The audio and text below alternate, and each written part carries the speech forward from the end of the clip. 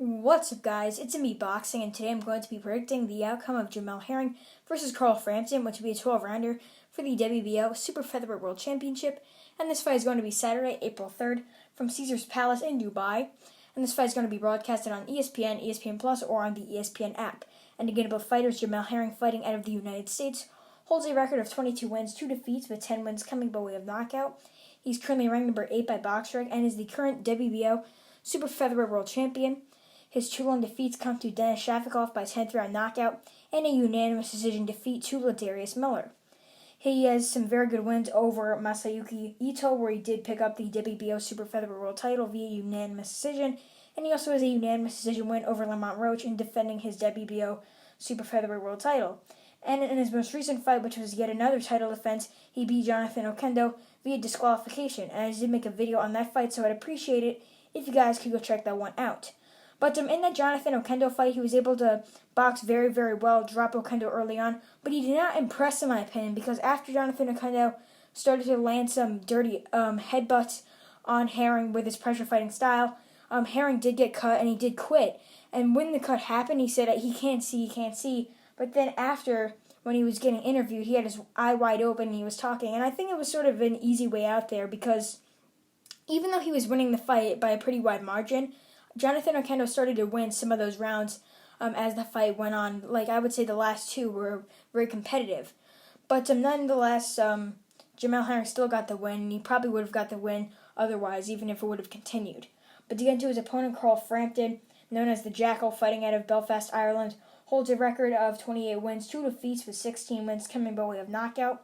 He's currently ranked number 5 by BoxRec and is a two-way world champion, winning the IBF and WBA Super Bantamweight World titles, but he initially won that IBF Super Bantamweight World title against Hico Martinez via unanimous decision. Then he defended that title twice before taking on Scott Quigg for the unified titles, including that WBA belt in there as well. And then he moved up in weight to take on Leo Santa Cruz in the United States for the WBA Featherweight World title, and he won via majority decision. But then in their rematch, he lost via majority decision. And then at featherweight as well, he took on Onito Donaire, winning via unanimous decision for the interim WBO Featherweight World title. And he also has a loss to Josh Warrington via unanimous decision for the IBF Super Featherweight World title. And he also has a knockout win over Darren Traynor, which was his last fight, and it came in the 7th round. And in that fight, even though he got the job done, he still didn't look motivated. He didn't look like he wanted to be in there. He didn't look too great, but he still got the job done. And that's similar to Jamel Herring's last performance. Even though he got in there, he looked pretty good early on, he just didn't look like he wanted to be in there. After those headbutts happened, he just wanted to quit, wanted to get the win, and wanted to go home to his family. But, both of these fighters in their last few fights, they haven't looked too impressive. But it's still a 50-50 fight, and I'm actually very excited for it. And I know this fight's being underlooked, because many people aren't really too hyped for this fight, but it's a very 50-50 fight. It could go either way, depending on how each fighter brings themselves in the ring. It could either go in one way, where it's Jamel Herring just dictating the pace with the jab and his major reach and height advantage over Carl Frampton, or it's that Carl Frampton will fight like Denis Shafikov, get on the inside, and land brutal body shots and hooks to the head, and beat Jamel Herring through and through. And personally, it could go either way. I'm not even too sure who's going to win this fight. One week I was predicting Jamel Herring to win, and the other week I was predicting Carl Frampton to win. And still, I'm not to 100% on my prediction, but at this point, I just think that Carl Frampton will overcome Jamel Herring and win this fight.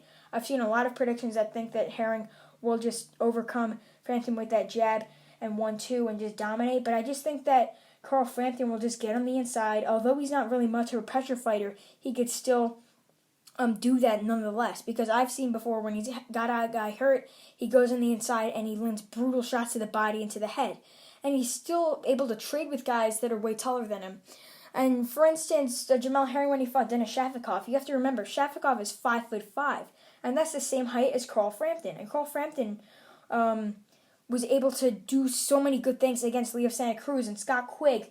And so how will he do against a guy like Herring? And I think he'll do very, very well. But in that Herring fight with Shafikov was able to just dominate through and through with his power punching style. And even though Denis Shafikov isn't much of a power puncher, at the end of his career he only had 20 knockouts in his 40 wins, still he was able to stop Jamel Herring. And I just think that Frampton Herring has a problem with smaller guys. That's why I think Frampton will overcome this and win. And the scorecards are likely range from majority decision, 114-114, and another judge might have it 115-113, ranging from 116-112 in favor of Carl Frampton.